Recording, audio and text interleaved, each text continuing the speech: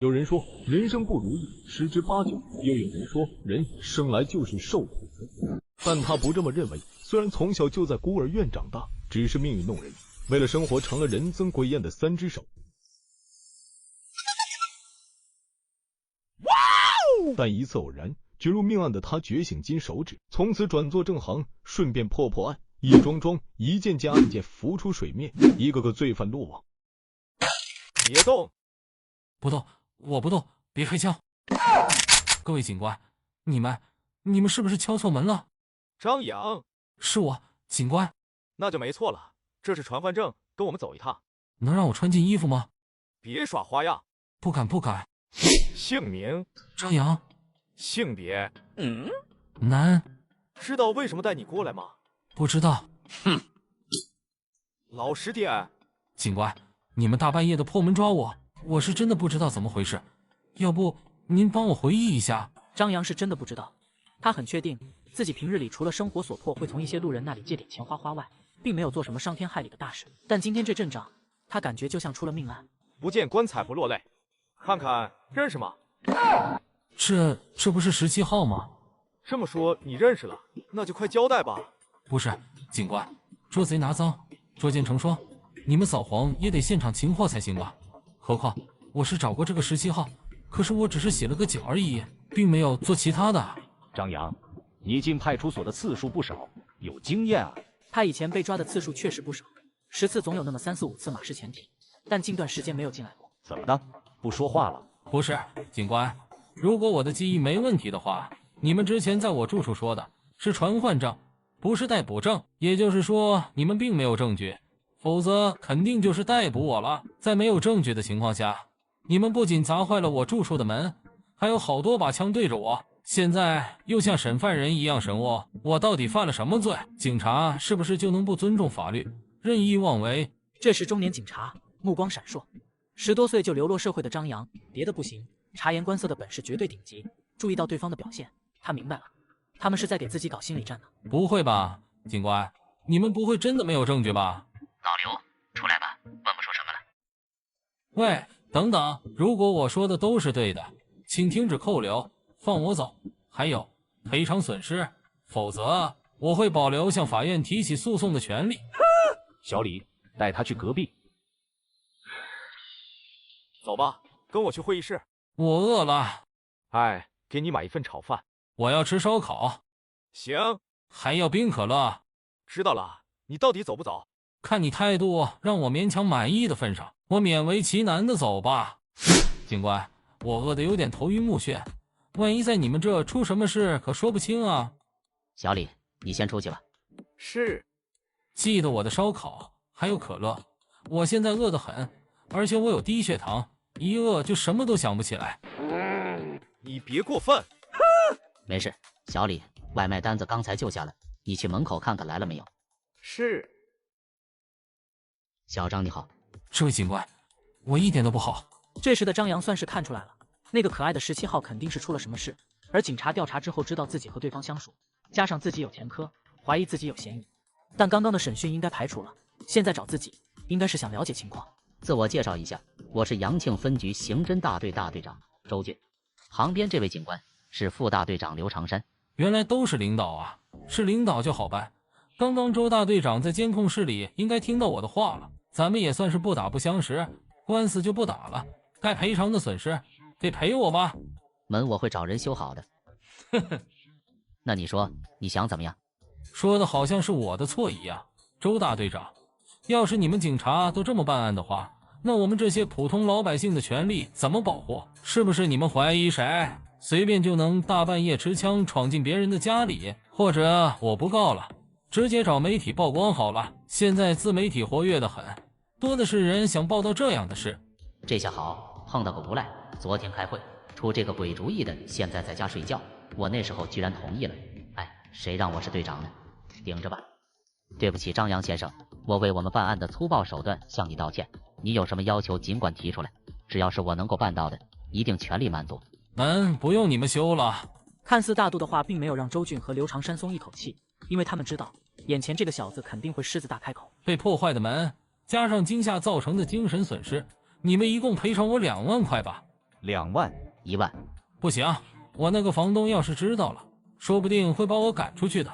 我得流落街头，2万1分都不能少。而且这是你们应该赔偿的。要是这事闹开了，你们的压力也不会小。行，2万就2万，我私人不给你。现在就打钱，还有，把我手机还给我。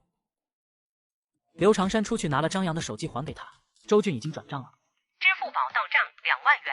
看着手机的到账短信，张扬满意的点点头。恰在这时，小李带着烧烤和冰可乐到。检测到宿主遭遇危险，系统启动，应急大礼包发放。这个系统迟到了整整1个小时，迟到总比没有好。下面看我怎么玩。别动！不动，我不动，别开枪。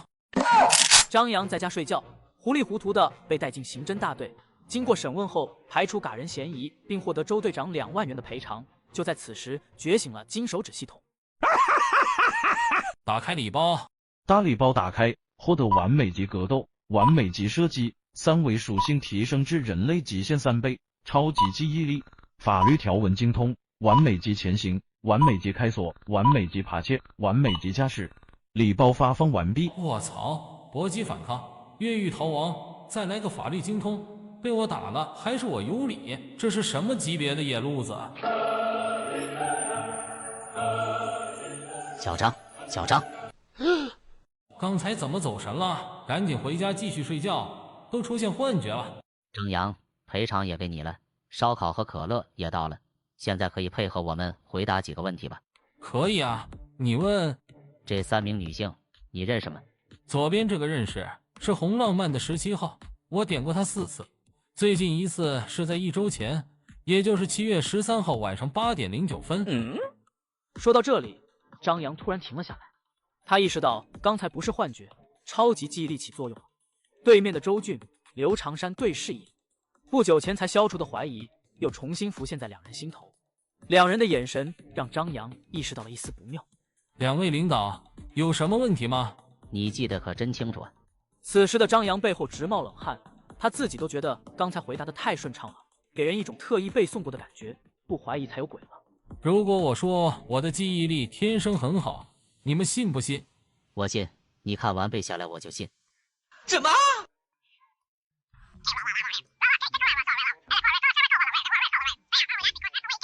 周俊和刘长山目瞪口呆地看着手里的纸，这是多吓人的记忆力，属于过目不忘了。你小子，你说你有这能力，但凡多把精力用在学习上，现在也不至于是这个样子。可惜呀，我是孤儿，读完初中已经很幸运了，之后没钱了。哎，咱们说正事吧。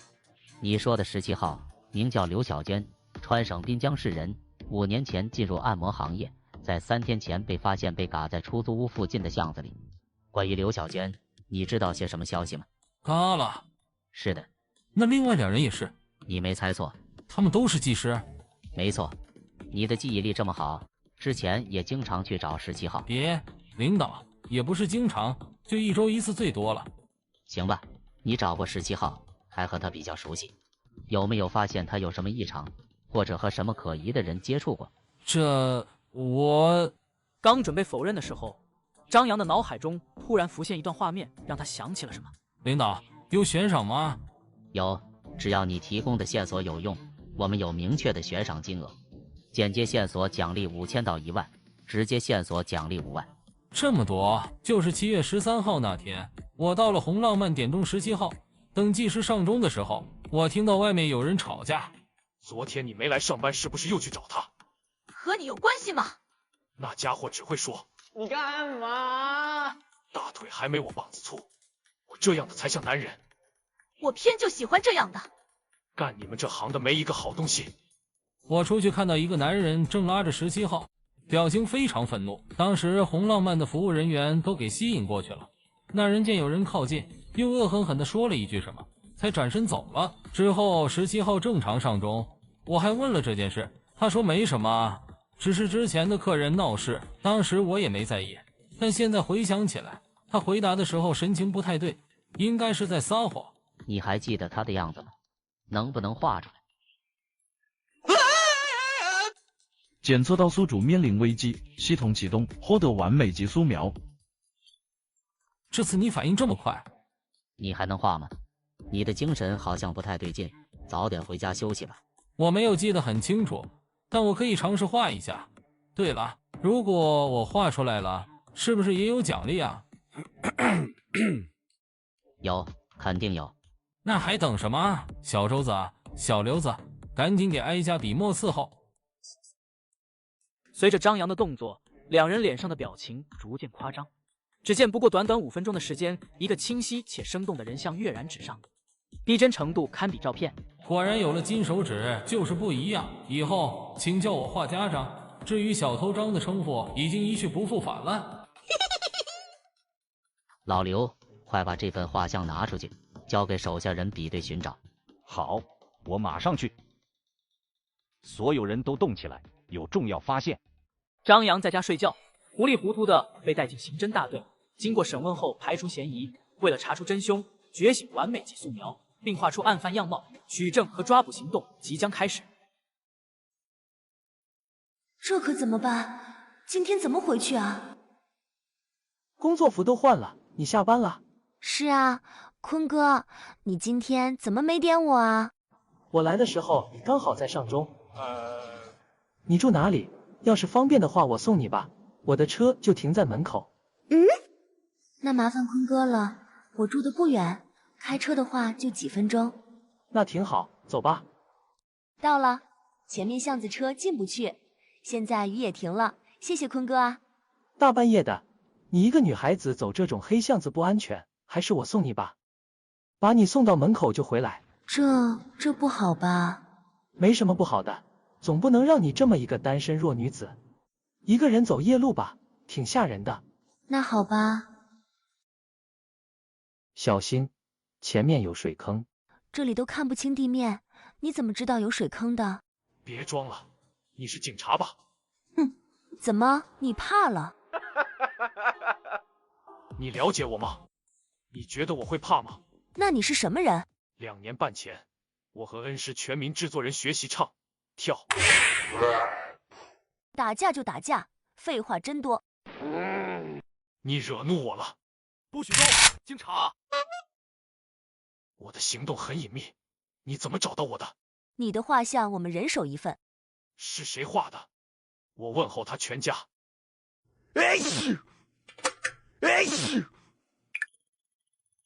什么情况？这么热的大夏天，怎么突然觉得很冷呢？是不是要感冒了？不管了，接着睡。明天没事的话，还要去孤儿院看望小朋友和把我带大的院长。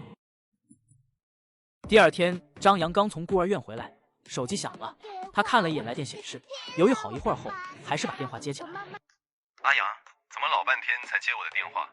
哪有啊，堂哥，这不是没想到你会给我打电话吗？有什么事吗？有时间吗？有时间的话，过来我这里坐坐，有好事照顾你。堂哥，我现在做正行啊。这样，那行吧，祝你生意兴隆，咱们就当不认识。放心吧，堂哥，我的嘴是最严实的，您知道的。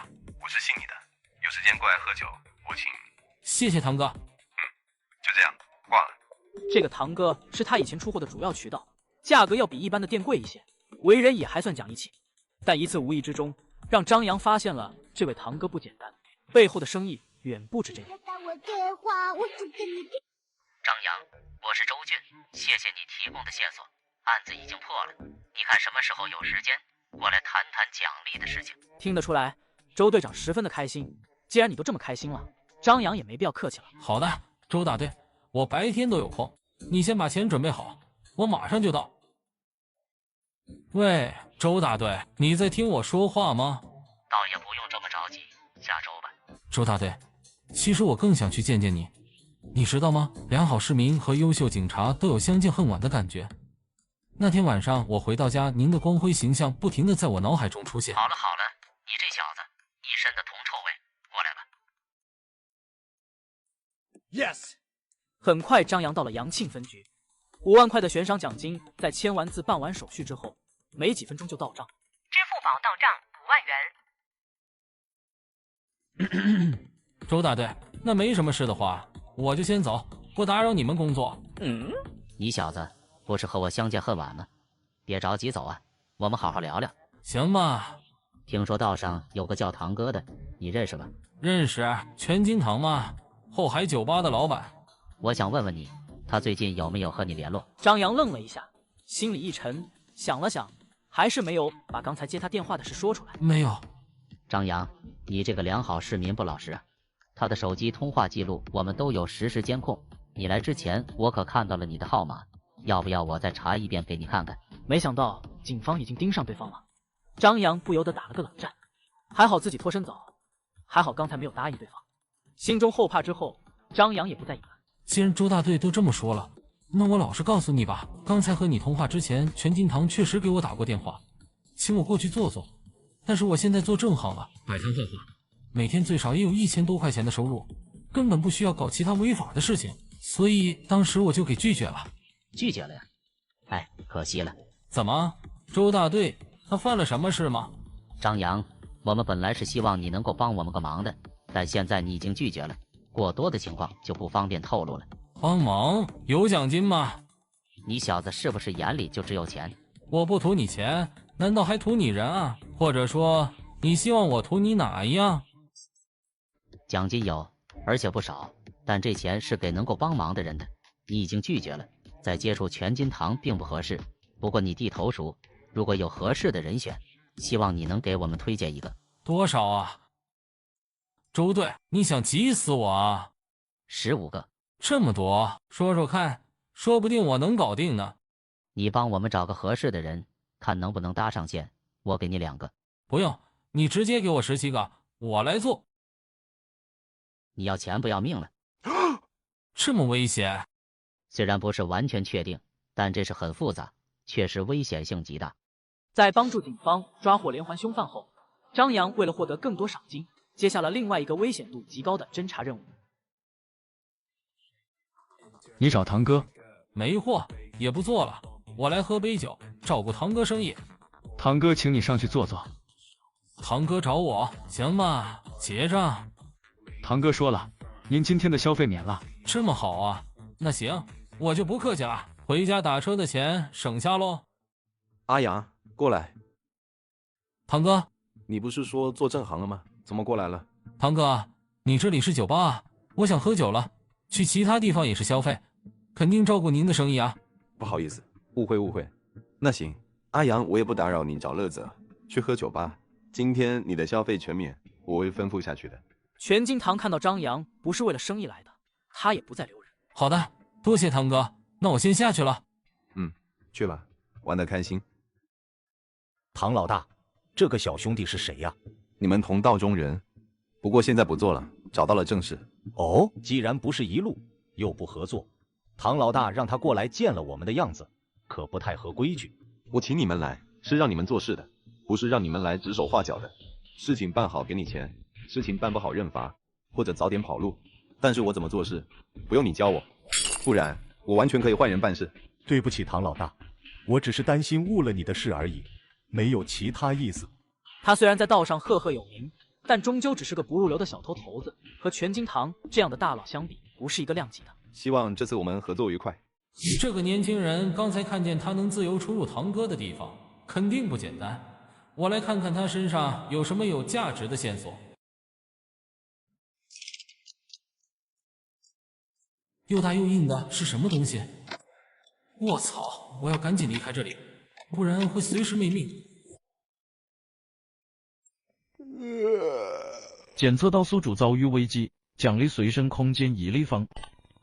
你这狗系统，如果刚才出事，你给我1万立方也没用啊！到家后的张扬惊魂未定，于是他拨通了周队长的电话。张扬，什么事？周大队，有发现，明天上午我去找你。好，我在局里等你。第二天，周俊和一位女警官早早的在办公室焦急的等待张扬的到来。张扬，说说情况。不着急，我先画。好的。办公室里很安静，只有张扬作画下笔的沙沙声。10几分钟后，4个宛如照片的人像素描搞定。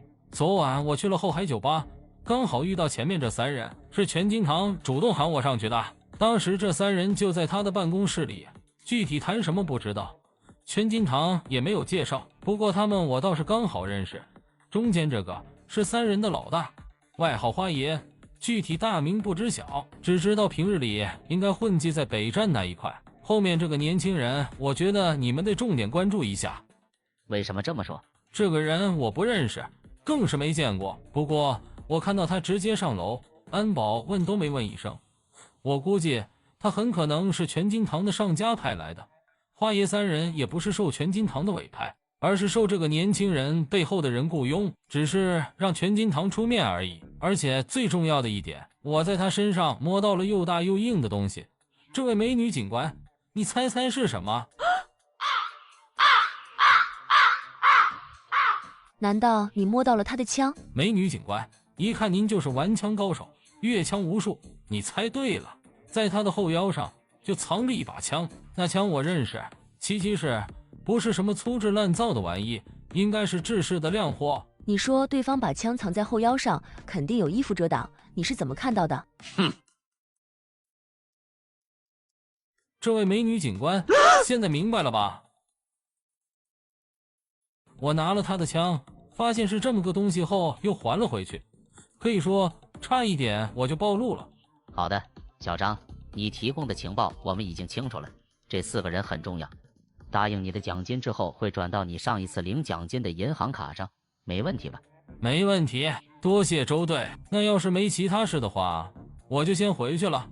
对了，给你介绍一下，这是我们大队的刑警米朵。上次你画的那个连环凶犯，就是他假扮技师抓获的。你们认识一下，以后可能会有合作。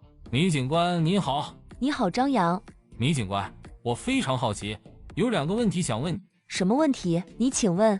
那个连环凶犯那么狡猾，在红浪漫的时候没有看出你的破腚？没有，也许是我很有耐心吧，最后进了巷子才开始怀疑的。这么说，你很有做技师的天分。张扬，你是怎么说话的？周大队，我不是那个意思。没事，周队，他也只是好奇而已。张扬，还有个什么问题啊？我下次去红浪漫点钟，有没有机会能点到你啊？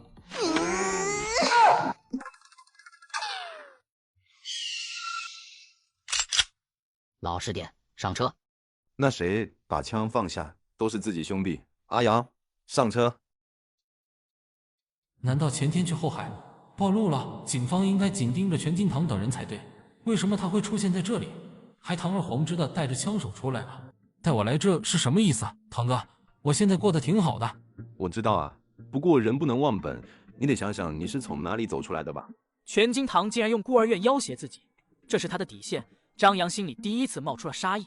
阿阳，本来你说做这行了，哥哥我也开心，也没想麻烦你。但是这次花爷的一个手下伤了，要做事缺人，所以才找了你。不管做不做，你先听假。行，堂哥，我给你面子。花爷的大名我也听过，想来堂哥请了花爷出马，这事不小。那我也不多话了，直入正题。我需要你们3位帮我偷一件东西，对方身份特殊，不能用其他手段，只能悄无声息的偷过来。事成之后，每位可以分到100万，怎么样？堂哥，这生意太大，趁着你还没有说出来，我先走了，我可不想进去。堂哥，你刚刚可是说了，只是让我听听报价的。老弟，我知道你现在画画挺赚钱的，但是要赚100万需要多久？至少3年啊！你放心，哥哥不会坑你，就简单的偷个东西而已。你的老本行啊，完成这个任务加上你会画画，这辈子就可以高枕无忧了。堂哥，我只是想安安静静的生活而已，您别找我麻烦。而且就凭这2货，可拿不下我哦。是吗？要么你试试。堂哥，你们有什么交易我不管，也不想参与，就当我没来过。这2把枪我带走，别来找我麻烦，否则不管是谁都得付出代价。对了，我很不喜欢被人威胁，这是第一次，也是最后一次。张扬离开后，仓库内安静下来。全金堂很震惊，他以为自己是最了解张扬的，但现在看来，自己对这个强悍年轻人根本一无所知。喂，堂子，事情准备怎么样了？叔，你那边能不能多给我几天时间？怎么回事？主要是这边人手不齐，之前找好的人出了点意外。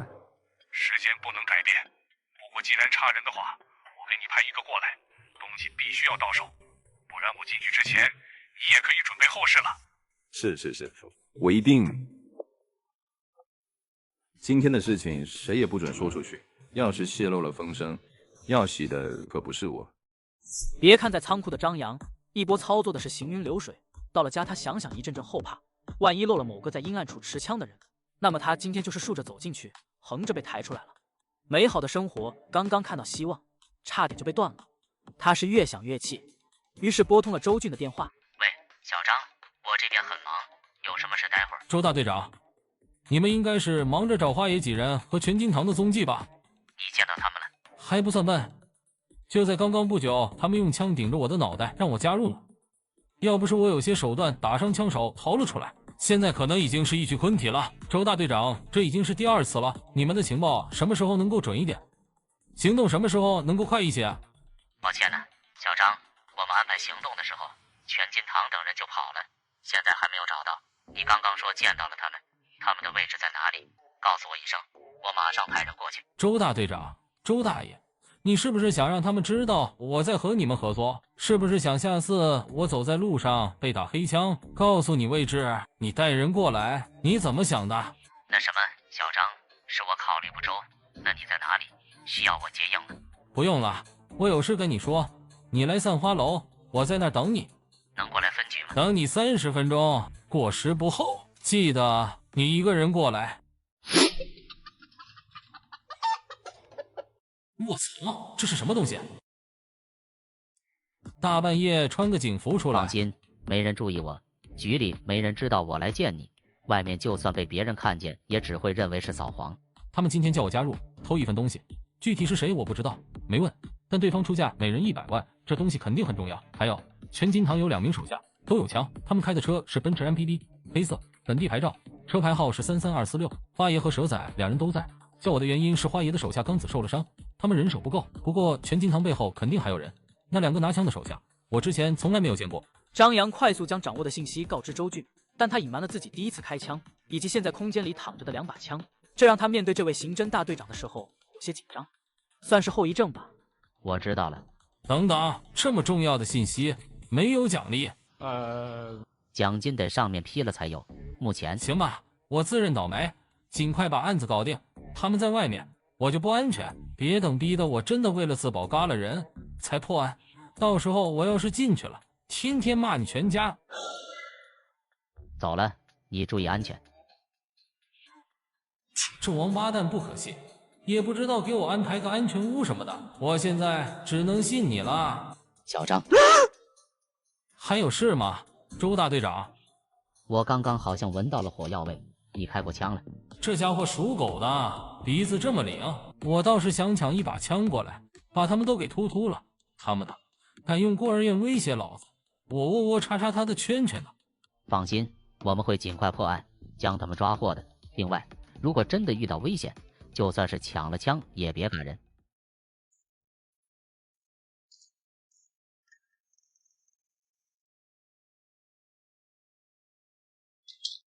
你就是蛇仔，人啊，生老病死，一辈子要受很多罪，这下你可不用这么麻烦了。姐姐送你一程，一点痛苦都没有，也不用感谢我，下辈子投个好胎就没这么多烦恼了。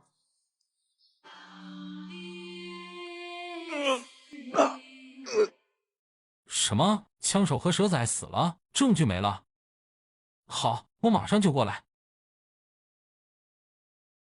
抓住了幕后指使一湖地产的老总，但是事情不是他出面办的。就在刚刚，他们公司的总经理过来投案自首，说之前拆迁洗人的事情是他一手指使的。这个地产老总也被保释出去了，他要偷的就是这个拆迁出人命的证据。可惜呀，人证都没了。等等，这个一湖地产的老总，我总觉得路子很野。昨天你们抓捕了3个人都没了。抓捕行动中，那个枪手向我们疯狂袭击，枪战后对方2人受伤，在送往医院的路上，枪手死了。乔文斌外号蛇仔，在医院被一个神秘的女人毒杀。那么花爷呢？经过我们的审问和证据表明，赵胜志也就是花爷对于他们行动的具体内容一无所知，他只知道去律所偷东西，我们只能起诉他偷盗罪，具体的也不方便多说。不说这个了，案子已经上交，让市局那边头疼去吧。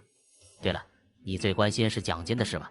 奖金的事不着急，周大队，我想问问你，我给你提供消息的事情，有没有其他人知道？只有3个人，我、老刘以及米朵。没把我说出去吧？你是担心对方报复？您觉得呢？你的担心不无道理。怡湖地产以前还看不出来，这次之后我们算是知道了，这家公司可不简单。不说别的，他们手里的枪就不少，这可不是普通人能够搞到手的。更何况他们还能派人在警方的看护下把蛇仔给嘎了。这样，我这边尽快把奖金给你，你离开锦城避避风头，等案子查完了再回来。张扬没说话，他是不想躲的，要是躲的话，得躲到什么时候都说不准。案子不破，难道自己就一直在外面不回来吗？周大队，不是有人去病房下的药吗？我能不能看看监控？说不定能把人给画出来呢。监控只能看到半张脸，而且对方还戴着口罩，怎么画出来？你们不行，但是我能。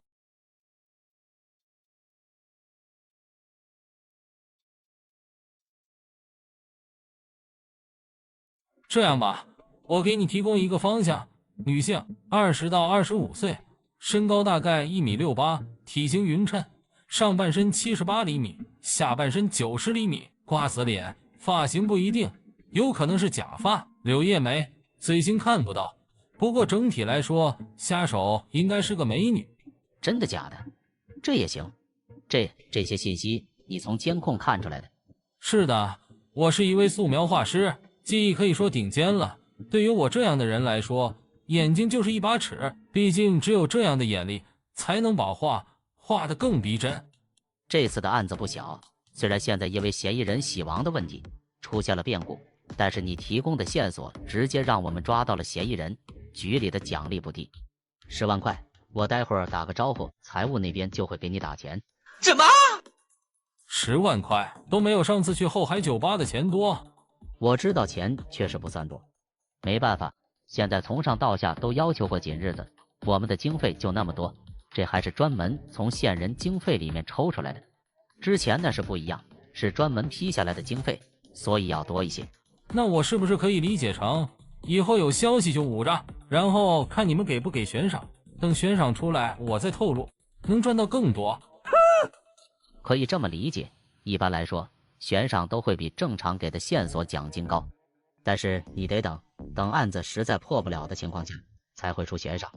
当然我不希望看到这样的情况，你能力出众，我尽量向局长申请一下。另外你刚刚的肖像描述我会报上去，要是凭借这个能抓到人，我保证不低于3万，怎么样？3万打发叫花子呢，那还不如我去查呢。好啊，要是你能查出来直接找到人，我保证奖金不低于10万，要是直接确定瞎手和一户老板的关系，奖金至少50万以上。我操，这么多，你可别骗我。你是不知道，现在警方盯上了一户地产，他们的财务等都会被审计，主要是动了枪，就可不是小案子。好，我尽量。喂，你干嘛？现在就走？这么急？你不是说50万吗？这么多钱，比我整个身家还多，我能不着急吗？你小子真是要钱不要命。刚刚你也说了，对方手段野了，挣奖金我们鼓励，但也不鼓励你以身犯险，赚了钱要有命花才行啊。我相信自己，而且你放心吧，我的小命金贵着呢。说完，张扬笑了笑，转身潇洒的离去。喂，你可别乱来啊！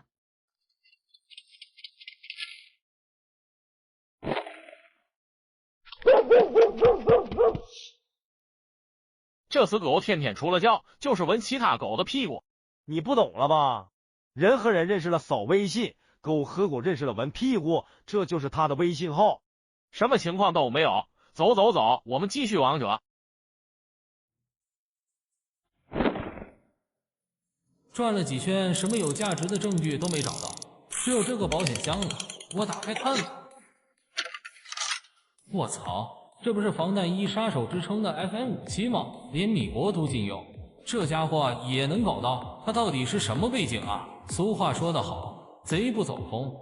哦不，是不义之财见者有份。保险箱里的东西我都笑纳了，幸亏那条死狗系统，给我一个空间，不然还真不好拿。嘘，别说话。发生什么事了？老板，家里来客人了，你们在这里别动，我上去看看。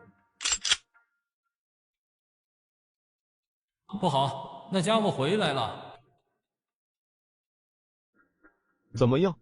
老板，来人是个高手，他跑了。废物！你觉得是哪方面的人？不确定。难道是警方？不像。或许老板你的合作伙伴更有可能。找，一定要把人找出来，把黄金拿回来。是，老板。老板，这些东西只能看看又不能用，飞飞眼吧。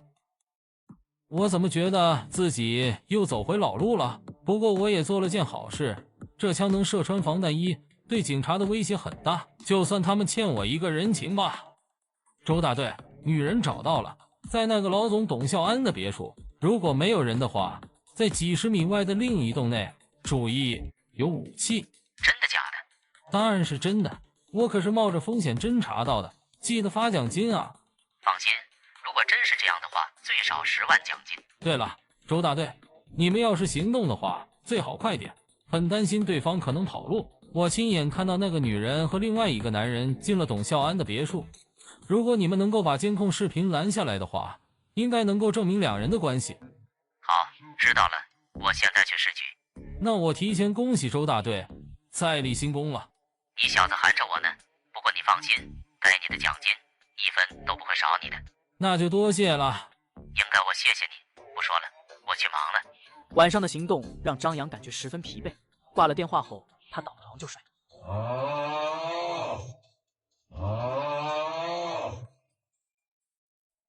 检测到宿主遭遇危机，检测到宿主遭遇危机。宿主，睡得像个死猪。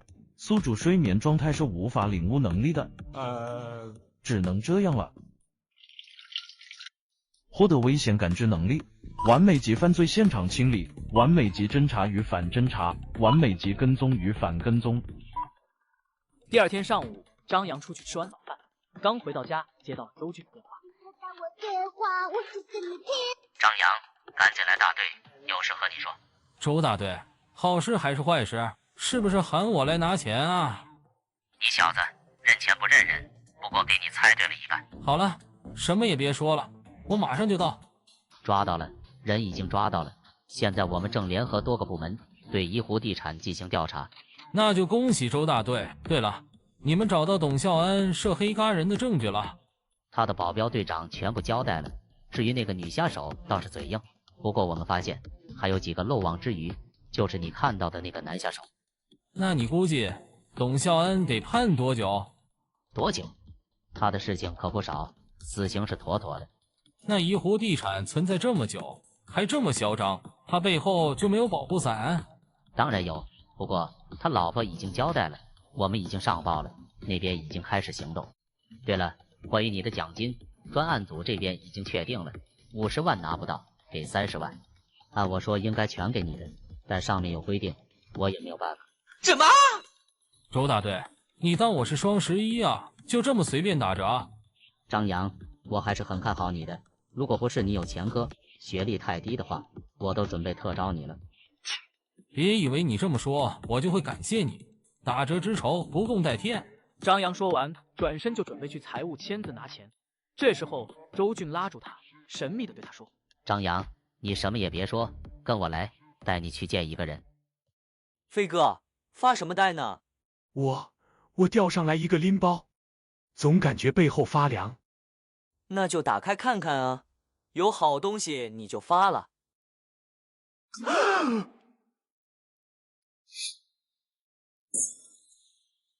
为什么在警局能感受到这么重的杀气？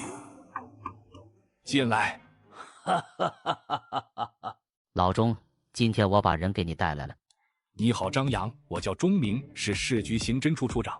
你和老周一样，叫我老钟就行。大领导就了不起啊！不给我把打折的事情说清楚了，就算是天王老子。今天我也要让你知道张扬2个字怎么写。张扬，钟处长和你说话呢。原来是大领导啊，钟处长，你要替我做主啊！怎么了？我冒着随时被嘎的风险，出生入死，暗中调查犯罪分子。完成任务后，周大队跟我说双11打折，现在又带我来见他的领导，是不是您要跟我再来个折上折啊？小杨，我这么叫你，不介意吧？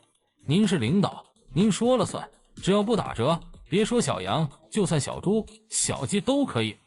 小杨，你这年轻人挺有意思啊！我听周俊把你夸上了天，早就想见见你了。可是这家伙一直藏着捂着，要不是这次立了功，他能调来市局，估计这小子还得把你藏着。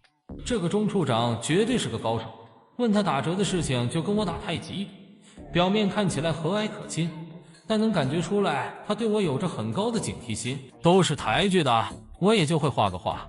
另外就是以前会些不上台面的借钱技能，自从那次周队半夜请我去画画，并答应帮我修门，我才决定弃暗投明的。没事，过去的事情嘛，所谓浪子回头金不换，何况你之前犯的也不是什么十恶不赦的大罪。那小杨，咱们呢加个联系方式，以后有什么需要你帮忙的，也不能藏着掖着呀。行，钟处长，那我扫您。这时候，张扬突然想起了昨晚潜入董孝安别墅时听到的保安对话，他们加了联系方式，又聊了几句后，周俊带着张扬主动提出告辞。张扬，你这人不厚道。怎么了？我看你能力出众，爱惜你是一个人才，引荐你认识我的领导，结果你还说我的不是。周大队，我跟钟处长要钱是为了减轻你的负担，我昨天晚上还梦到你呢，说明我们警民关系非常融洽。梦到我什么了？梦到我俩喝酒，那酒温热温热的，我喝了好多，那种感觉太真实了。我没有喝酒的习惯，因为随时可能有案件发生，所以说那只是个梦。周俊送走张扬，又重新回到了钟明的办公室。钟明和周俊以前是同学，两人在警校还是上下铺无话不谈的铁哥们。老周，刚刚沙河公园发现命案，报案人是一个钓鱼佬，看到河面上半浮了一个手提包，便用鱼竿将其弄到岸边，打开一看，才发现里面装着一个人头。据法医初步检查，死者死亡时间不长，从伤口判断，头颅是在死者被嘎之后很快斩断的。如果能尽快找到躯干部位的话，对死亡时间的判定会更精确。老钟，刚才张扬在这里，你怎么不说？让他根据头颅的样子作画，尽量复原，说不定能够尽快确定死者身份。你了解他吗？了解，那一手画画的技术你没有看到，真的跟照片一模一样。最重要的是，他过目不忘，记忆力超群。我是说他其他的事情，你了解吗？其他？老钟，你指的是？如果我说他可能嘎过人，不可能。怎么就不可能了？你24小时盯着他了？我虽然不能24小时盯着他，但是这孩子不像是那种人。哪种人？老周，你也是老刑侦了，罪犯会把字刻脸上。既然没有刻在脸上，你怎么知道的？他身上有杀气。真是越说越玄乎。我不跟你争辩，我准备派人监视他，调查他的情况。这次周俊不说话了，要是钟明决定的事，他还真无法反对。至于说提醒，也不可能，毕竟万一张扬真的打了人呢？沉默了半天后，才说了3个字：讲证据。我什么时候不讲证据了？那行，随便你吧。要没什么的话，到时候我帮你打圆场。毕竟他的能力很特别，不说市局的画师了，就是省厅的也比不上人家。关键他还能帮着破案。知道了，知道了，你先回去吧。关于你的任命，估计最多2周就会下来。行，不过你要注意点，别把事情搞得太过不好收场。我有分寸。至于这件案子要不要用他，你自己拿主意吧。别人在河边钓的是鱼，他钓上来的却是一颗人头。法医鉴定后得到的有用信息很少，这难坏了刚上任的刑侦处副处长周俊。看来还得找张扬这小子。昨天晚上发现有人跟踪我，没猜错的话，应该是钟处长派来的。上次在仓库，全金堂的一个手下偷袭我，被我打伤。听说后来嘎了，还有我拿了一户地产老板保险柜里的东西。这些事钟处长掌握了多少？我电话，我就跟你。喂，张扬呢？在忙呢？没有，周大队，有什么介绍？你过来一趟，有你感兴趣的事情。好嘞，周大队，您老就是我的衣食父母，只要不打折，我现在就能长出翅膀飞过来。别跑错了，是市局。我知道，昨天都忘记恭喜周处长了，官运亨通啊！你小子还拿我开心，只不过是凭吊。趁着这个机会，正好去探探情况，到时候随机应变。我的周大队，周处长，有什么好买卖照顾我啊？我们这边有个案子，需要用到你的画工，不白帮忙，3000块。就一幅画。如果给你身体一部分，你能不能把人像给画出来？周大处长，我只是画画的技术好些而已，又不是神仙。不是，我是说如果呀，就是只有脑袋呢，能不能画出来？听到这话，张扬顿时明白了，他二话不说，直接转身准备走。哎，张扬，你别走啊！让开！不让。周处长，周大爷，你饶了我吧，我就是一个普通人，你让我看人头，你是有多看得起我？不担心我产生心理疾病，睡不着觉，求你了，放过我吧。你的技术好啊，只能请你帮忙了。可是我也想多活几年，不想天天被噩梦折磨。两人你一句我一句，无论怎么说，张扬就是不答应。钟处长本来就怀疑自己，还派人跟踪监视，要是轻松答应了这事，不确定会不会更加怀疑自己。即便接下这个买卖，还得演戏。他还想将空间里的部分黄金机会出手。好说歹说，周俊以厚脸皮加上加钱的承诺，才让张扬勉为其难的答应。不过5分钟，他就为自己的决定后悔了。张扬，你去哪？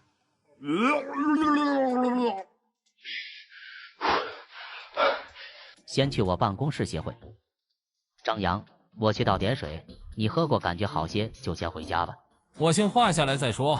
要不先不画了，或者等明天再说。脑袋都砍下来了，这样的凶手你们不急，我还担心自己的安危呢。随着画笔沙沙一笔一画，不久一个人像便呈现了出来，但只有人像没有画全身。这时闻讯的钟明也赶过来。这个人我好像见到过，在哪里见过？等等啊，不着急，让我想想。对，不着急，好好想，慢慢想。两人不敢催促，也不再出声打扰。又过了好半晌，张扬恍然，他想起来了。我记得真人在大学城附近出现过，当时他身边还有个女的。等等啊，我先画出来。10多分钟后，边想边画的张扬一张纸上画出了2个人。这画的是我当时看到的2人的样子，这个男的可不是我编造出来了，还有这个女的，我没有记错的。她进了师范大学的校门，我当时就在斜对面摆摊，人家校门口不让摆。好，谢谢你小杨，我们马上安排人查。钟处等等，怎么了？之前老周答应加钱的，现在我还提供了这么重要的线索，是不是？放心，这次给你6000，钱待会儿就打给你。至于线索费用，之后我们调查属实后少不了你的。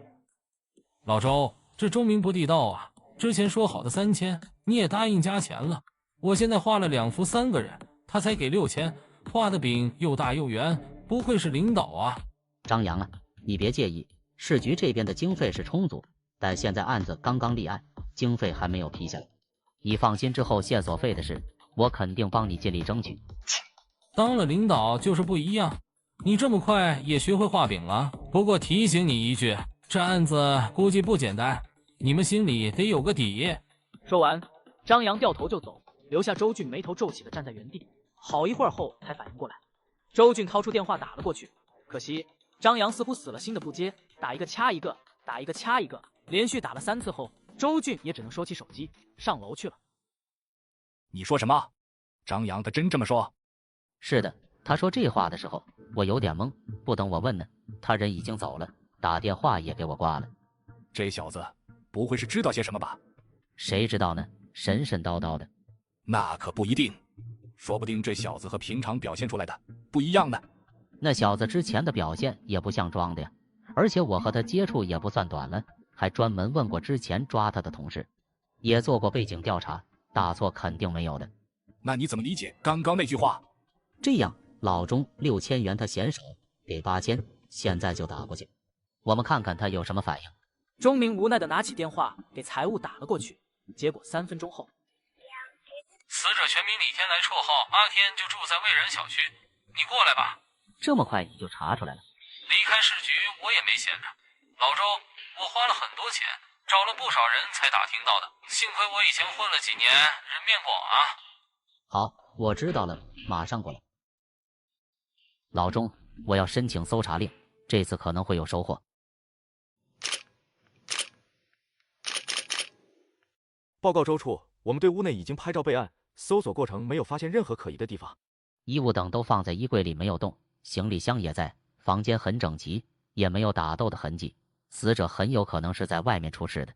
好干净的现场，专业啊！小杨，走了。就这么走了？不走干嘛？这里又没什么值得查的。真的没有？我看不见的，不觉得很干净吗？干净有什么问题吗？关键是太干净了。这个时候，要是周俊还不懂话里的意思，那么他几十年刑警就白干。你的意思是，这里是第一案发现场？我们都看到卧室的床上东西整理过，但却没有放进衣柜里。再看看地面，明显是特意打扫过。李天来也有可能是个有洁癖的人。老周，你再看看门口鞋架。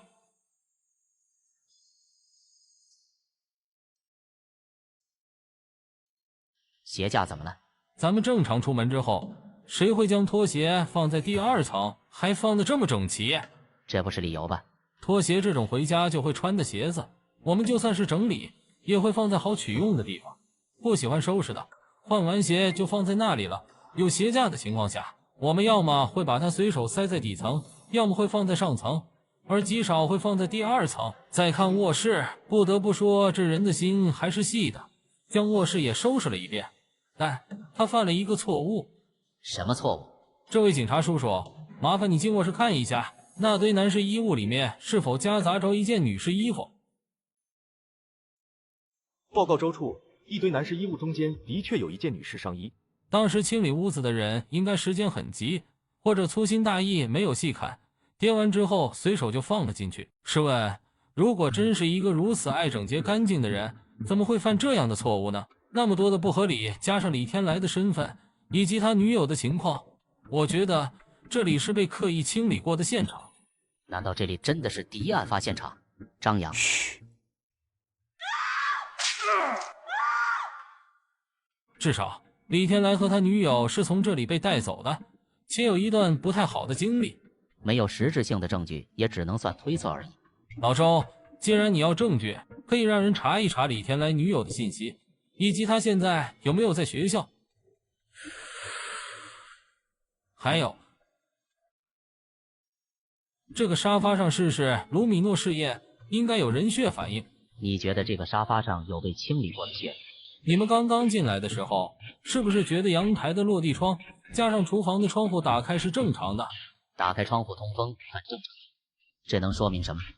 那你们有没有闻到一股淡淡的香味？没有闻到，难道你闻到了？你们没有闻到就对了，这就是开窗通风的原因。你说的香味难道是空气清新剂？不错，喷洒的空气清新剂很浓，开窗通风的话，几个小时之后味道就会变淡，而到现在至少20个小时了，味道几乎不可闻。现场虽然打扫得很干净，但却瞒不过我的鼻子和眼睛，所以说8、9不离十，这里就是第一案发现场。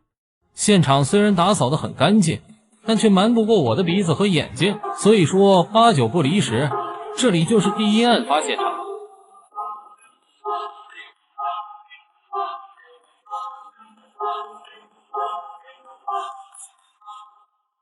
中处，张扬在李天来的住处有发现，需要技术支援。另外，需要调查李天来女友王雨山的情况。按照他的推测，王雨山也可能遭遇了不测。这是他的推测？是的，张扬的推测，他很笃定，而且所说也非常有道理。好，我马上带支援过来。另外，王雨山那边也会派人调查。小李、小黄，你们去调取相关监控，看看有什么发现。是。半个小时左右，支援抵达，钟明亲自带人过来了。技侦支队开始工作，先从大门入户开始，试剂、紫光灯等技术手段有序进行。中处、周处有发现，是人血反应。继续查，将整个房间里里外外仔细的检查一遍。是。对了，监控那边派人过去了吗？已经派人过去了，还没有回复。小杨，你还有什么发现吗？中处，我是靠这个吃饭的。放心，不让你白忙活。好吧，其实最开始我也没有在意，毕竟看到脑袋的时候，我的生理反应很大。但等我恢复之后，再回想起来，却发现了一个疑点。继续说。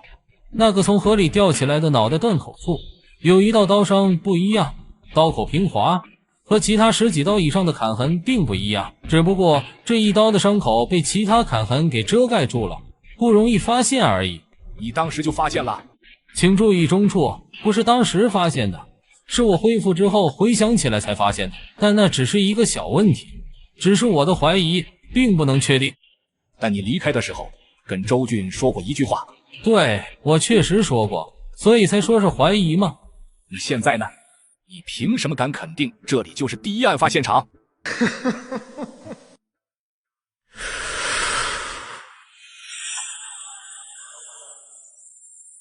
中处，上午我们见面的时候，你心率偏快，是体内血糖水平降低，刺激交感神经兴奋导致的。这是因为你没有吃早饭，而你现在身上有一股味。按照浓度推算，应该是2小时前你吃了泡面。现在你的衣服上沾着16根头发，这是焦虑与精神压力较大，影响身体机能代谢和内分泌紊乱导致的。也就是说，一大早你接到这个情节恶劣的案件，使你变得焦虑，精神压力变大，想尽早破案。你怎么知道的？但又和这个案件有什么关系？你不是说凭什么敢肯定这里就是第一案发现场？就是想告诉你，凭我的眼睛、鼻子加上聪明的脑袋，中处，你不会再怀疑我吧？怎么可能？你可是在帮我们，我怎么会怀疑你呢？哼，我只能做到这里了，剩下的交给你们处理。对了，如果怀疑我是凶手的话，可以查一查我在案发时间段所处的位置。老赵，你刚才吃的香蕉皮怎么扔在楼梯口？处长，王雨山并没有在学校，打电话也没有接。我们询问了他的舍友和老师，确定李天来是他的男友，而且前天晚上2人一起离开的学校。去过他的宿舍吗？检查过了没有？去过了，没有发现异常。赶紧通知局里尝试技术定位王雨山的手机。是，中处。王雨山失踪了。老周，你带人去找李天来的老大，带高乐 KTV 的老板荣峰。好的，中处，我马上带人过去。周俊刚走，钟明便接到了法医梁主任的电话。老钟，你赶紧回来一下，我有事要向你当面报告。要是有问题，解决了给我干净点。是，老板。晚上，刑侦支队会议室聚集了警界各路精英，会议由处长钟明主持。只有发生大案要案，才会有这样的阵仗。结果2个多小时后，也没有讨论出结果。老钟，你说要不要找张扬再问问？问什么？他提供了这么多消息，要是我们还查不出来，还有资格穿这身衣服吗？卧槽，昨天那一下跌得不轻啊！这死狗系统给我的属性加成，怎么感觉有的有用，有的没用啊？这么晚了，是谁啊？中处、周处。张扬，昨天真的对不住了，当时心里总想着这个案子，所以最基本的素质都忘记了。今天买了些水果和中处来看望你们。你们应该有更重要的事吧？算了，谁让我好说话呢？走吧，去卧室谈，那里说话外面听不到。小区监控看得怎么样了？只有一家3口，一个老人和2个年轻人有嫌疑，我们还在摸底。李天来那边呢？没有其他消息。我们询问过李天来的老大荣峰，但他只是一问3不知，其他手下的小弟也是，只说李天来好久没有上过班了，最近半年多都在外面接私活。先说说现场，在现场嘎人又只留下极少的血迹。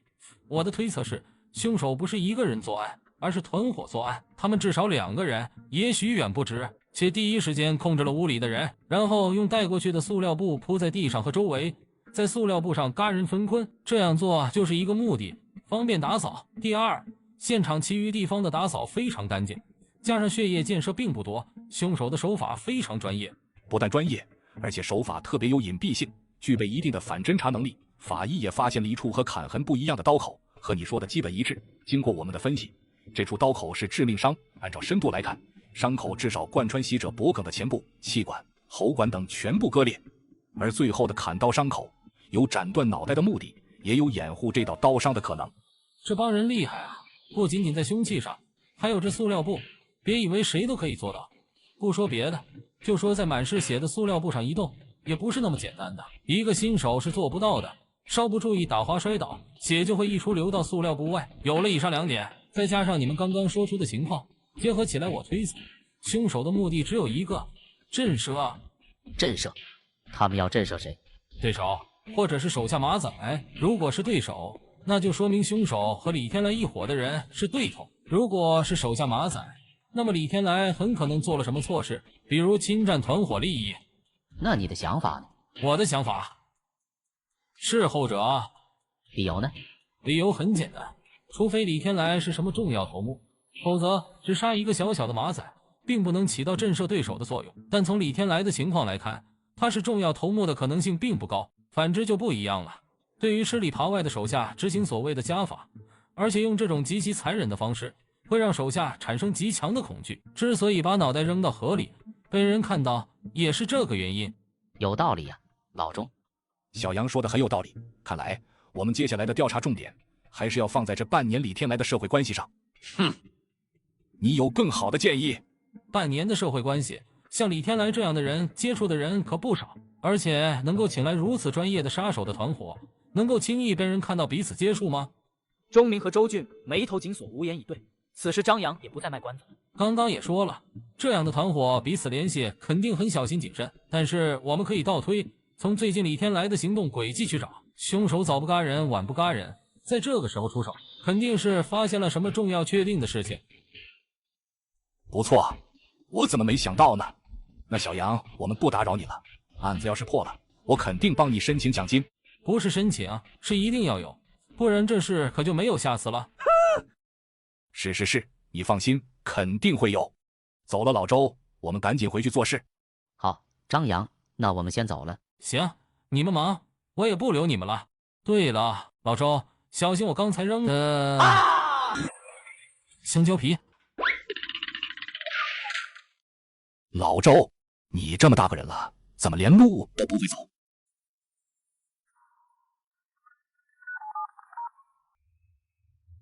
老板，钟明和周俊只是拜访了一位年轻人，这人在蔚然小区出现过，和周俊一起进去。查到这个人的信息了吗？查到了，以前这人是个小偷，现在不做了，每天晚上摆摊给人画画，赚的不少。接触一下，搞清楚警察找他做什么，要是有问题，解决了给我干净点。是，老板。哼，别跟着了，都出来吧。上。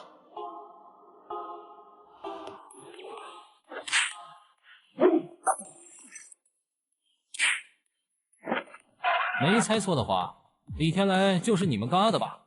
你这个条子的走狗！看不出来嘎人心狠手辣，骂人也不差。放心，我无权审判你，但有权正当防卫。你想干什么？打人是犯法的，你应该交给警方处理。你刚刚不是说我是狗吗？狗听不懂你在说什么。你干什么？周队，我这里有大收获，快来！张扬，你在哪里？大学城附近，定位发给你。好，等我。什么年代了，还用这种手机？接通了电话，张扬不说话，对面也没有声音。几秒后，电话被挂断了。也就是我没有黑客那本事，不然非得把你给定位了。就在此时，张扬心脏突然一紧，背后汗毛竖起。不好，有危险！藏身车后的张扬手握 FN7一动不敢动，他的眼睛四处张望，以防除开狙击手之外，来自其他位置的威胁。直到半个多小时后，2辆警车到来，才将枪收起，从藏身处出来。张扬，在这里呢。你说的大收获呢？那边呢，本来是活口的，现在只剩下昆体了。到底出了什么事？刚才我经过这里被他们堵住，然后就向我下手，应该是知道了我和你们有联系，是关于无头案件的，狙击枪手应该是藏在那个方向的。还好当时我被地上的碎石绊了一下，不然你看到的昆体还要多一具。这几个家伙应该算是被灭口了。什么？狙击枪手？这个事态严重了，我要赶紧上报。半个小时后，一辆汽车驶入现场，市局局长杨国平到了。得知此事的他也是吓得不轻。现在这个案子已经算是捅破天了，要是不能处理好，他这个局长会在上面留下什么印象不清楚。但想要再进一步，极有可能阻力重重。杨局长，无法无天，简直无法无天。钟明，有没有线索？从目前的情况来看，和前2天的头颅案有关。你不是汇报说那个案子有进展了吗？杨国平看着钟明，无喜无悲的表情给了对方很大压力。见好兄弟有难，旁边的周俊赶紧接话，转移注意力。杨局，之前的头颅案确实有很大的进展，今晚这5具尸体应该和该案背后的主谋有关系。对了，听说是因为一个之前帮我们破了好几个案子的年轻人报的案。是的，枪手的第一目标就是他，但被他躲过去了。之后找到了掩体躲藏，枪手看不见人，才无奈选择收尾，嘎人灭口。这位年轻人就是张扬吧？你好，我是市局局长杨国平。这位局长高深莫测，我怎么感觉他对我疑心重重呢？相比之下，我的老周是多么的天真无邪啊！你干嘛？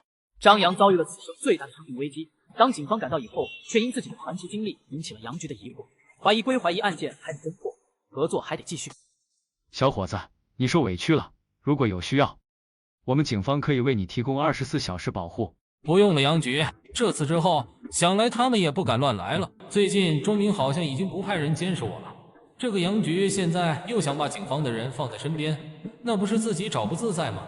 刚才我听钟明汇报的时候说，对方已经查出你和我们警方有联系。现在你拒绝我们的保护，不觉得危险吗？是啊，还骂我是你们的狗腿子。来的路上我看了现场的监控，能清楚的看到你一个照面就把人撂倒了，厉害啊！你的履历却丝毫看不出来你的身手能有这么好，能说说原因吗？我操，刚摆脱了钟明的怀疑，又来个杨局，是不是警察都这样？以前不懂事，做了些错事，为了自保就练了几手，没想到现在用上了。你这可不是棘手的事啊，有时间给我们的同事也上上课，怎么样？那没问题，要是能够帮到警方，我是很乐意的。不过我知道你想说什么，只要遵纪守法，并且能提供有价值的线索，该给的奖金不会少你的。钟明、周俊，现在起成立专案小组，聘请张扬为顾问。是。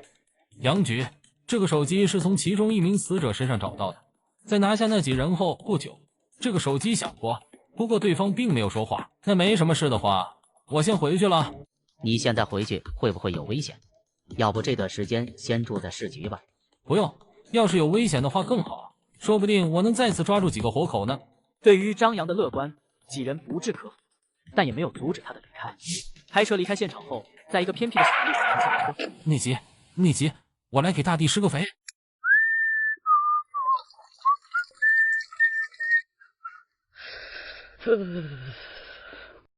就当解决完准备离开的时候，他发现前面路边的车有异样，此时完美侦查技能发挥了作用。这车不对劲啊，下车的时候还没注意，现在发现这车轮胎宽度、磨损程度和重量所造成的轮胎印和刚才大学城那边我离开时发现的可疑轮胎印不是一模一样吗？如果我是那个狙击手，在逃离作案地点后，肯定会走这条小路进入市区。什么人在我车边鬼鬼祟祟？这车是你的？是我的。刚才你去过大学城了吧？听到这话，对方吓得拔腿就跑。张扬瞬间明白是找对人了，便毫不犹豫地冲了过去。老周，我在回家的路上抓到一条大鱼，虽然不是那个狙击手，但我肯定他和此事有联系。张扬，你现在在哪里？我把定位发给你，赶紧过来。10分钟后，周俊带着几个警察急匆匆地赶了过来。老周，这个人我就交给你们了。张扬，辛苦了，你早点回去休息吧，有情况明天和你联系。第二天一早，张扬刚起床，还没来得及吃早饭，就接到了周俊的电话。张扬，有重大进展，你赶紧过来。好的，老周，我马上就到。张扬，昨天抓到的人全都交代了，奇怪的是他的老大幕后主使的人竟然在自己办公室嘎了，经过鉴定是在我们抓捕之前1小时刚刚自杀。这么诡异，这么巧，就在这个时间点自杀？走，带我去现场看看。是我们动手，还是你自己来？这件小事就不劳烦你们了。报告周处，我们暂时的结论和中处和法医的一致，属于自杀。他是一星集团的总经理，叫魏仲平。这个公司表面上做着合法的生意，实质上是贩卖面粉和各类违禁品的。昨夜我们审问得知，李天来瞒着公司偷了公司的货物，自己单独跑检。魏仲平为了震慑住别的马仔，救下了死手。哎，张扬，你离那张桌子远点。老周，我知道，你继续说。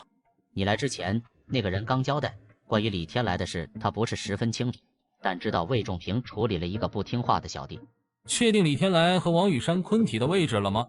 由于他没有直接参加这个事，只知道大概位置，现在形式上的人已经去挖了，可能不会很快找到。那昨天被抓的家伙为什么会把车停在那里？他说当时内急，实在憋不住。内急也要和我学？这下好了吧？那个狙击手就是坐着他的车去的大学城，刺杀失败，上车逃离现场。但是半路上说有事先下车了，具体原因他也不清楚。是我们动手，还是你自己来？这件小事就不劳烦你们了。你放心，老板说了，你的付出他不会忘记，以后你的家人就是。喂，张扬，你发什么呆？原来是这样，这个案子我大概有数了。那你说说看。我刚才仔细看了下，魏仲平的惯用手是右手，但自杀的时候枪在左手上，只是没有用习惯的手而已，能说明什么问题？一般来说，惯用手是一种习惯，而习惯是最难改变的。对于魏仲平来说，都要自杀了，难道还专门选择不方便的左手吗？你的意思是，魏仲平不是自杀，而是被自杀的？要是现场没有留下第三人的线索的话，就很有可能和李天来家一样。是的，被专业人士清理过了。老周，上次你和中土说在李天来小区监控中发现3个人有嫌疑，我想看看，来证实我的猜测。当时我们看过小区的所有监控，只有这3个人有嫌疑。不过他们早已经离开了，第一次联络还说在外面旅游，之后就彻底没有消息了。所以这3个人肯定有问题。确实。不过我们搜索过他们的信息，没有发现，但又找不出他们和这个案子的直接联系。当然找不出，因为他们都做了伪装。为什么这么说？这个老头肯定不是什么老人家，只是装出来的。另外就这一男一女也做过伪装了，只是原本的样子是如何的却不清楚。老周，这个案子到此为止吧。你这话是什么意思？没什么意思，就是说这3个人比魏仲平和他的手下加起来都有危险。还有那个狙击手，有发现魏仲平手下有这个人吗？没有接到通报。这不就是了？这些人应该是已经撤了，他们为的只是灭口，或者可能是监督魏仲平的工作。但现在这些人全都消失了，也没有留下更多的线索。我觉得这件事要想查下去的话，肯定需要大量的时间，而且这些人太危险了，不为你们自己考虑，也得为你们家人考虑吧。从穿上这身衣服开始，周俊就做好了殉职的准备。如果碰到穷凶极恶的罪犯，家人是一个跳不过的话题。我听你的，这事我会汇报上去。而且这个案子接下来应该是禁毒那边接手。不过你要提醒禁毒那边，就算是抓住了尾巴，也最好是向上级请求支援。这些人很专业、谨慎，只要有一点怀疑，他们可能就会悍然出手嘎人。还记得我被袭击时的场景了吗？就算自己人，他们都会毫不犹豫。一番话不但是提醒，也是说服了周俊。他用一种不可思议的眼光看着张扬。对了，你怎么会变化这么大？我喜欢学习、研究，喜欢追根究底。最近也看了不少专业书籍，加上眼神好、细心，所以说你们给的奖金绝对物超所值。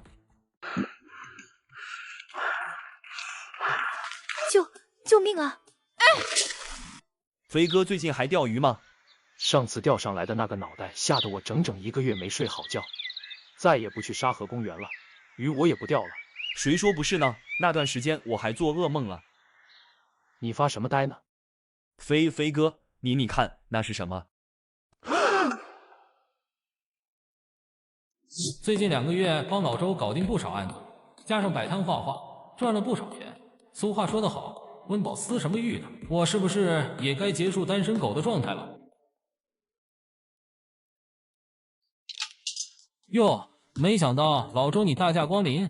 走，进去说。老周，发生什么事了？发生人命案了。这次挺奇怪的，以前都是打电话，今天主动来找我，看来这个案子不简单。张扬给你猜对了，你看看这张照片，有印象吗？这张画有印象，当时这一家3口来我的画摊画了一幅画，这个女人还给了我一笔不菲的打赏，所以我记得很清楚。对了，你突然问这幅画怎么了？这个女人名叫周琴琴，男人赵银南是一位律师。周琴琴在今天上午10点34分的时候，在锦江下游被发现洗了。洗了？他杀？是的，钝器击打头部，造成颅骨骨折死亡。这幅画是我们在受害人家中发现的，看到落款是你的名字，所以我就直接来找你了。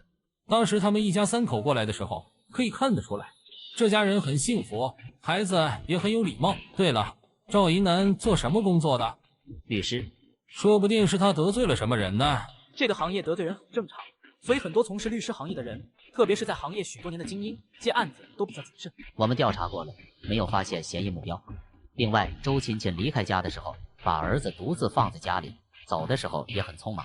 把儿子独自留下了，这不像是他能够做出来的事。那所以呢？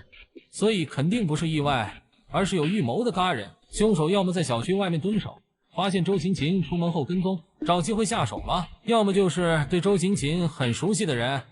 难道是出轨？有可能，但我觉得如果周琴琴出轨的话，动手的那个更有可能是她的丈夫。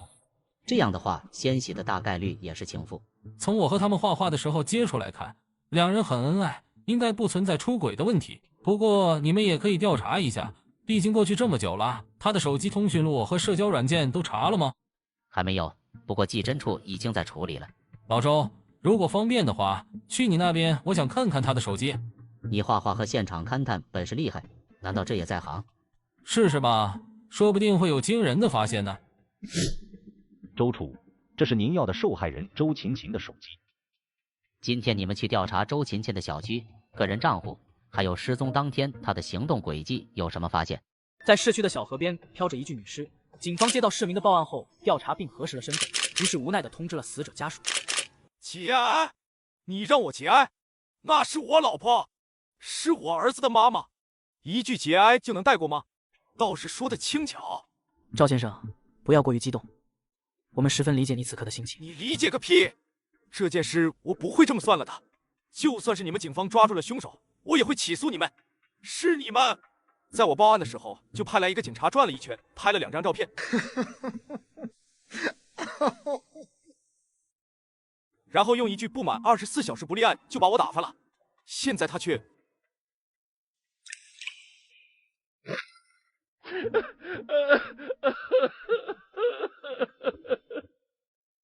我会起诉你们警方的。赵律师，起诉是你的权利，但是现在我们还是先将重心放在调查您妻子被害的案子上。我想问一下，除了监控视频以外，你最近有没有发现周琴琴女士有什么异常？有没有提到过仇人或者和谁起了冲突之类的事？没有，我不记得。那她离开家有没有跟你联系或者留言之类的？没有，我可以把我的手机给你看，一点消息都没有留下。你工作中和别人有结过仇，可能报复你家人的情况吗？想不到，不过我的工作性质可能会得罪一些人，但是据我所知，没有到赶人的地步。方便我们到处看看吗？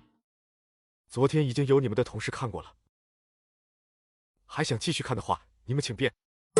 报告周处，我们走访调查了小区居民，根据小区居民所说，死者周琴琴的性格很好，与人为善，还经常帮邻居的忙，风评很好，没有和谁结仇。周处，我们调查了死者的账户信息以及社会关系，死者周琴琴是全职太太，账户存款还有37万元整，最近的支出都是手机支付，没有任何异常。周处，我们调查周琴琴离开小区之后的轨迹，最后跟踪到金融岛附近失去踪迹。另外，从监控上暂时没有发现有人和车辆跟踪的情况。老周，赵一楠这个人，我总觉得他有很多东西隐瞒着你们。小吴，你着装便衣跟着赵银南，如果有异常立刻汇报。是。对了，周处，刚才您不在，技侦处试图恢复周勤勤的社交聊天软件联系人和聊天信息。可以肯定的是，这些资料是周勤勤出事当天被删除的。由于是粉碎式删除，恢复需要些时间，不过也快有结果了。刚才王处说用完手机就赶紧送还给他们。好的，我知道了。张扬，这是周勤勤的手机，你看看能发现什么？我发现了一些了得的东西，你在哪里？我想见你，我现在很害怕。你发现什么了？先不要害怕，周围有其他人吗？没有其他人，我在家里无意中发现了一些东西。什么东西？在吗？我在。我更怀疑我老公了。你老公他怎么了？为什么要怀疑他？哦，对了，你上次说过的发现了一些东西，什么东西？我不能说。你不是说很爱你老公，他也很爱你吗？既然相爱，你就不应该怀疑他，你要相信他。你和他沟通过吗？没有。你方便出来见一面吗？我想和你当面聊聊。这样聊天不行吗？我很害怕。那好，那你先把我们的聊天记录删除，然后开车往南走，我在金龙岛那里等你。好，我马上出来。那我可能需要一点时间。没事，我等你。记得把记录删了。我知道了。张扬，你看出些什么？老周，看来今晚我要行动了。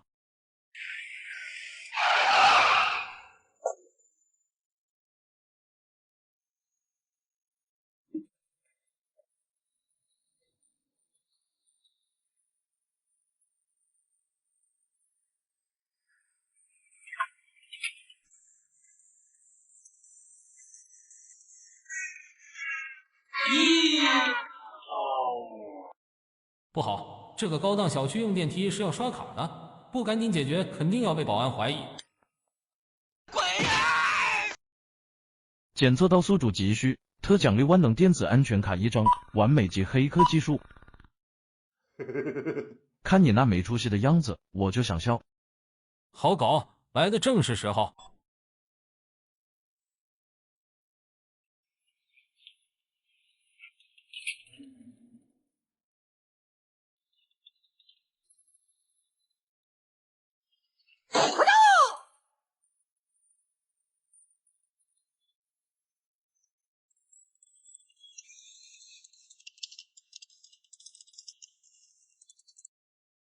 张扬，有重要情况和你说。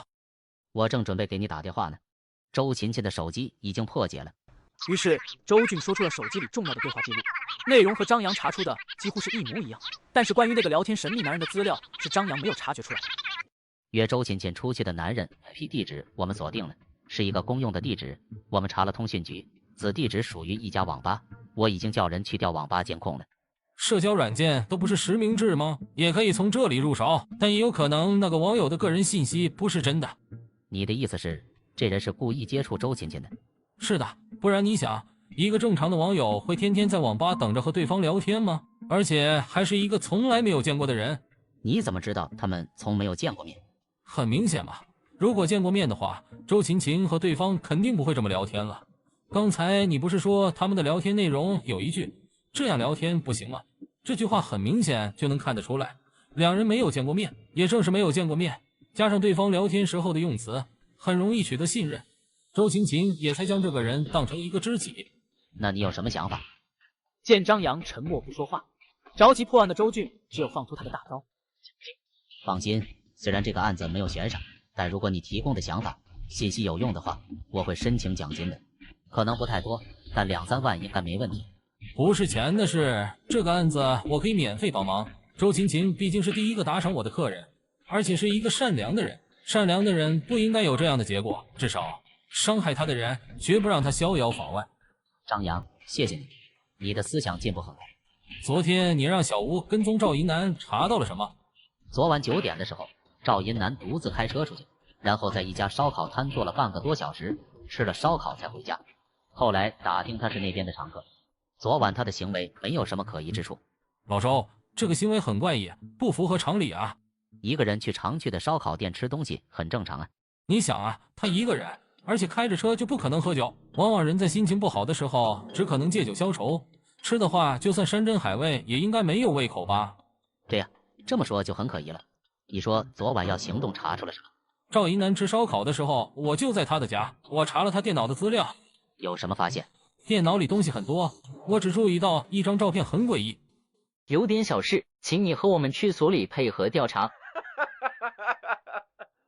那就要看各位有多大本事了。市区的河面上发现女尸，受周俊直播张扬潜入嫌疑人家中搜查线索，在电脑中发现了一张已经删除了的可疑照片。赵银南的电脑里都是一些过了期的法律文件，而这一张照片很诡异，4个大男人在 KTV 包厢，却没有一个女人，桌子上放着一大堆现金，估摸着有上百万。你还是觉得赵银南很可疑？是的，这张照片上的他和平日里的形象完全不符。最关键的是，这张照片的删除日期就是周晴晴遇害的当天。你的意思是，这照片里面的另外3个人和赵银南有非法生意往来，而他们很可能会帮赵银南干人？凭一张照片就这么判断，有些勉强了吧？老周，我有一种强烈的感觉，这个赵银南很有可能和这3人进行非法交易，而周晴晴可能发现了什么重要线索，这就是他被害的原因。其实赵银南我们已经查过了，他没有作案时间。不过另外3人，昨晚我已经让以前道上的朋友去调查那几个人了。你接到我电话，我准备。杨哥，昨天你让兄弟们查的事情有点眉目了，你有空吗？我们见面聊。好，半小时后老地方等我。老周，查到些线索了，我去看看，有情况联系。联系张扬的是他以前的小兄弟，他们关系很铁，外号黑脸。其他不说，一个嘴严和义气就胜过许多人了，而且消息还灵。黑脸，上车。哥，怎么样？打听过了，赵银南的口碑很不错，律所的人对他的印象都很好，客户也说他是一位有能力的律师。社交活动不多，下班后除了必要的应酬之外，都是直接回家。另外那3个人我也打听过了，只知道其中一个人叫蔡伟，应该住在大车配件市场附近，据说他开了一家茶楼，平日里给人放水。他还有一家游戏厅，有赌博游戏的内容，而且他还和辖区警队有联系，属于他们的特勤。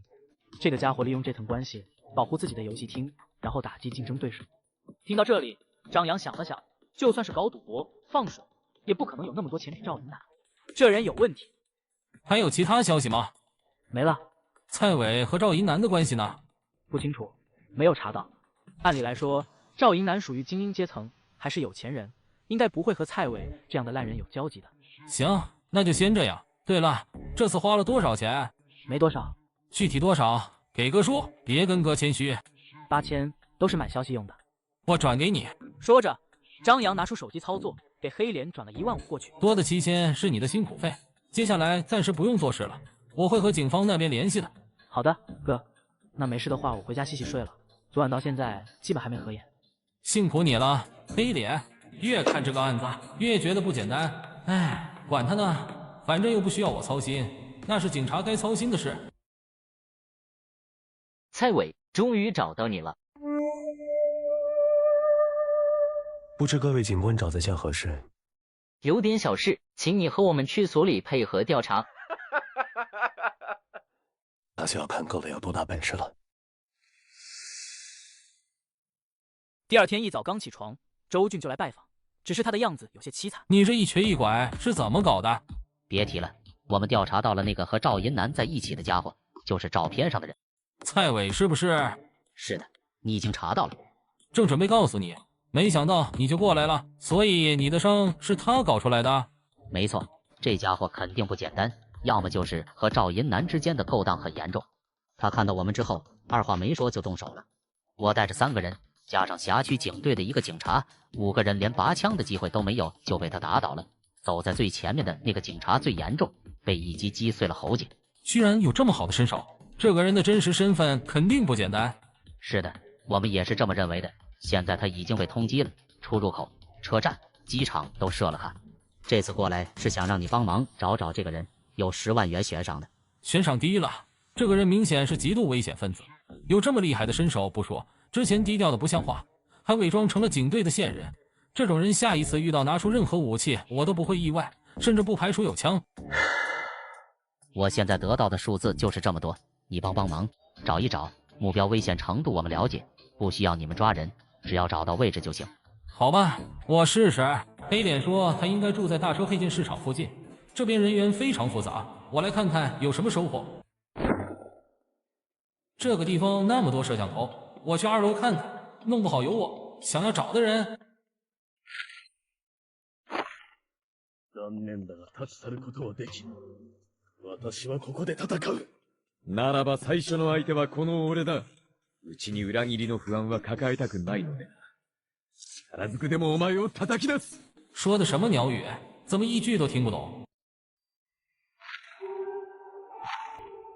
残念だが立ち去ることはできん。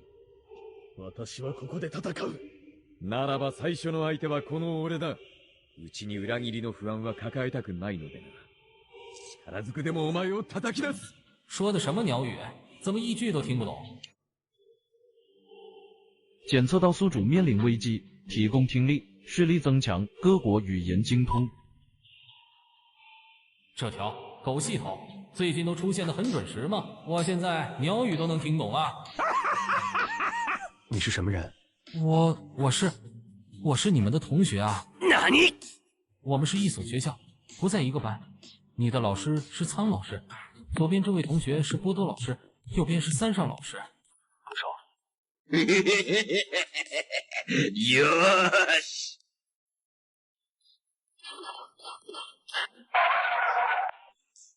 两位好同学，你们一起上吧。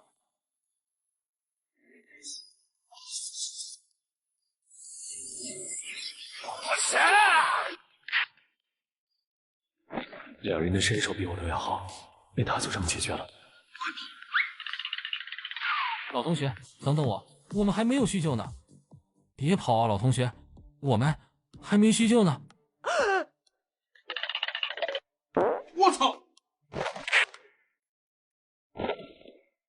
喂，老周，39佛兰大市场，我得到消息，蔡伟在这里出现过。我刚刚赶到市场外面，听到里面有明显的打斗声音，你快来！我已经在路上了，等我10分钟。等你，我怕啊，万一坏人跑出来了怎么办？不管怎么说，你都得等我，不然事后说不清楚，怎么拿奖金？好吧，我尽量坚持。我在正门这边的巷子口啊。收到。几分钟过后，钟明和周俊赶了过来。至于其他的警察，自然进了大市场。张扬，你没事吧？还知道关心我，看来是个不错的人，以后可以当朋友相处。我没事，老周，只是之前里面动静很大，不知道是不是出了大事。大事肯定是出了，而且我们都插不上手。哦，难道案子被省厅结了？这你别管了，你就说说从你到这里之后发生的事吧。看了一眼老周，张扬点点头，对着钟明说出自己编好的话。总之就一个，他没进去过，也不知道里面发生了什么。那现在这个情况，我还能拿到悬赏吗？很难。我们先一步得到了消息，你打电话的时候晚了一点点。晦气，早知道我就不来确认了，直接给你打电话通知你们多好。张扬把一个努力许久却和奖金擦肩而过的懊恼人设成功树立，但这次周俊也没有说太多，只是皱了皱眉头，表示惋惜。最近几天你手机保持24小时畅通，有事我们还会找你。行啊，反正你们知道我的地址，或者给我打电话也行。没其他事的话，我就先回去了。我操！我特么还得报销那些人的情报费，我也是脑袋进水了。走吧，里面还要忙。头，这里2具昆体的身份有待核实，通知他们扩大搜索范围。是。你们看，这里有痕迹，是一个人躺在地上摩擦之后留下的，应该是被惊人的力量击打后造成的。再来看这里，这个人是被击中头部，前方的地面有一道细微的裂痕，他们都有个共同点，都是被一击瞬间毙命。按照我们掌握的资料来看，还跑了一个人。看脚印是跑了2个，另外一个应该就是击杀他们的人。这是个高手啊！除了这几个脚印，没有留下任何痕迹，应该是为了追击对方而没有时间清理的缘故。也就是说，这个高手抵达现场到现在不超过15分钟。我很好奇，这是个什么样的高手？这个人可不是高手这么简单。你们可知道，我们国安调查的资料显示，这3个人，2个是空手道10段，一个是剑道8段。什么？这么厉害的人物竟然被瞬间击杀？我们的身边竟然有这么厉害的人，真不可思议。刚才我看到一个年轻人在巷子口和你们说话，他是谁？难道你怀疑张扬？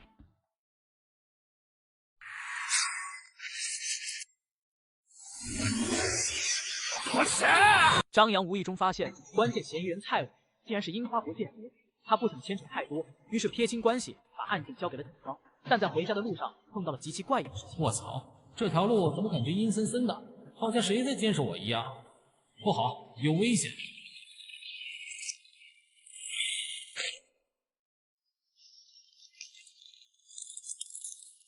这只是木玫瑰了。